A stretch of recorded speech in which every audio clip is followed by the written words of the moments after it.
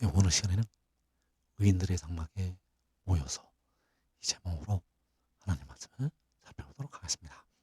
하나님께서는 의인들의 장막에 모여있는 백성들에게 먼저 영생을 주시게 됩니다. 그런 이 시간에 의인들의 장막에 모여서 이 제목으로 하나님 말씀을 살펴보도록 하겠습니다.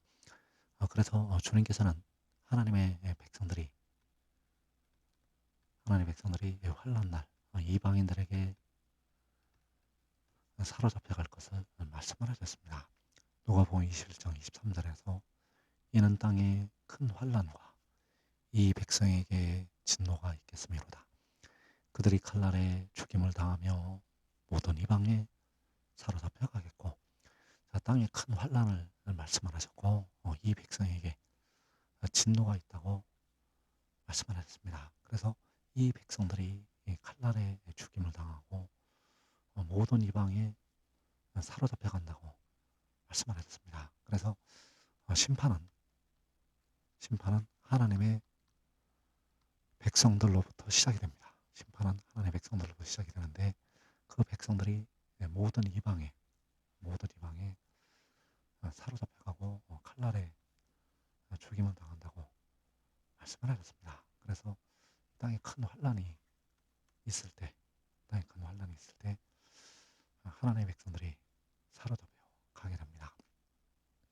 그래서 누가복음 21장 23절에서 그때 유대에 있는 자들은 산으로 도망갈 것이며, 그때 유다에 있는 자들은 산으로 도망을 가라고 주님께서 말씀을 하셨습니다. 그래서 그 유다에 있는 자들은 마지막 때 해도는데 있는 백성들을 가리켜서 말씀을 한 것이 되겠고, 그 유다에 있는 자들은 산으로 도망을 가라고 주님께서 말씀을 하셨습니다.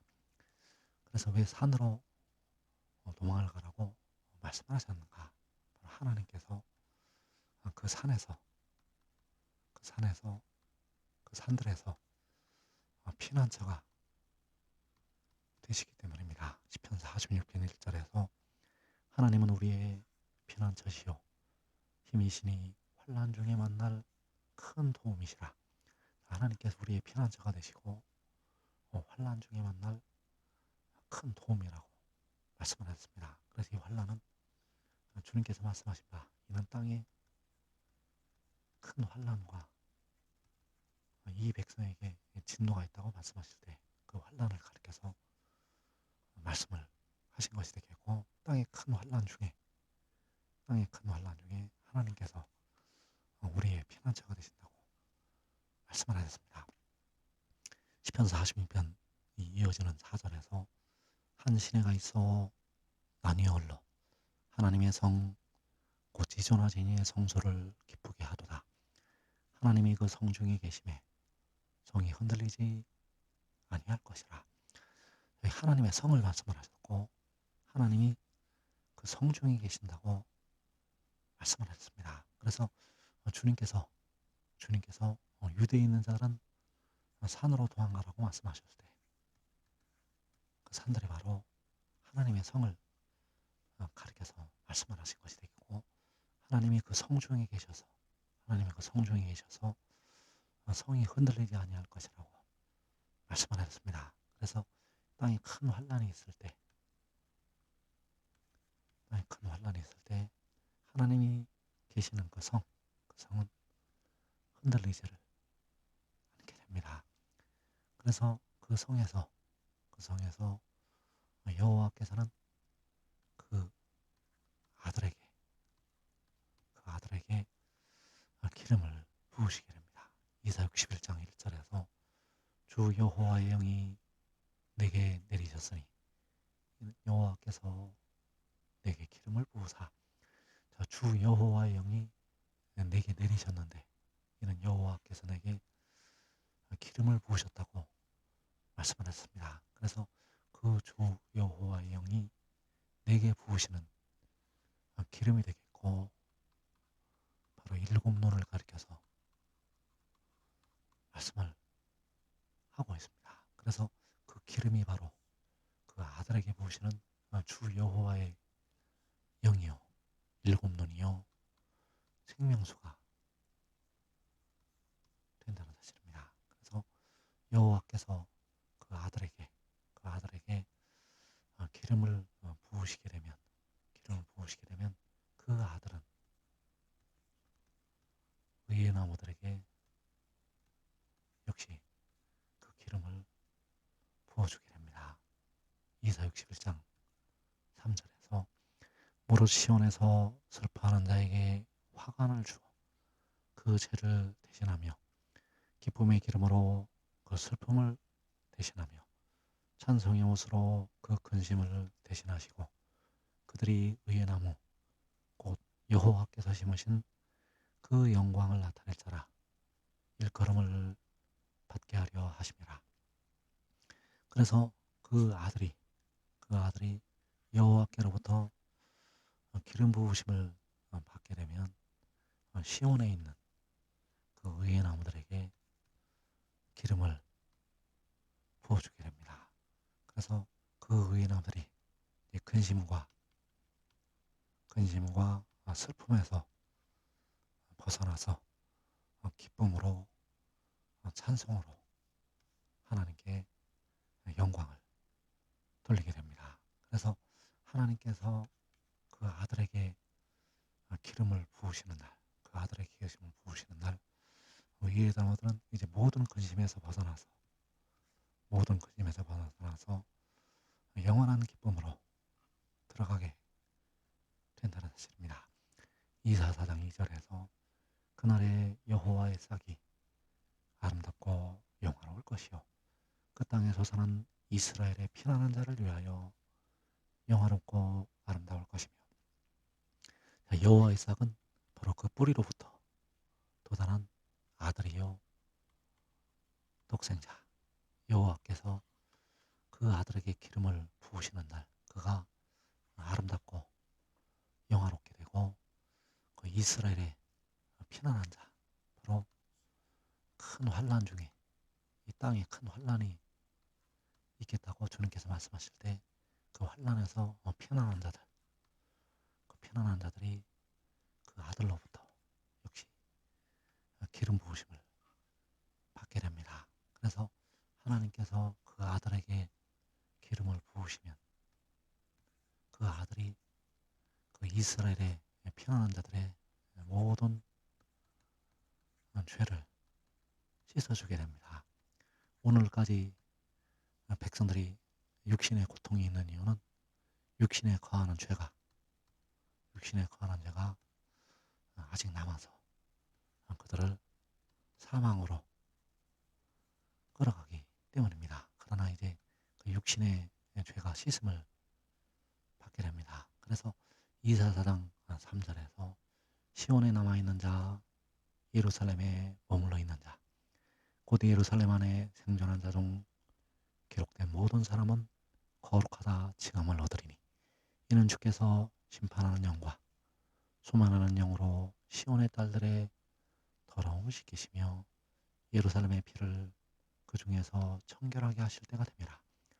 시온의 딸들의 더러움, 예루살렘의 피, 바로 죄가 되겠고 현재 육신에 거하는 죄가 남아서 아직 백성들이 고통을 당하고 있다는 사실입니다. 그러나 그 예루살렘 안에 그 하나님의 성 안에 생존한 자 중 기록된 모든 사람 이들의 더러움을 씻기시고 그 피를 청결하게 하신다고 말씀을 하시고 있습니다.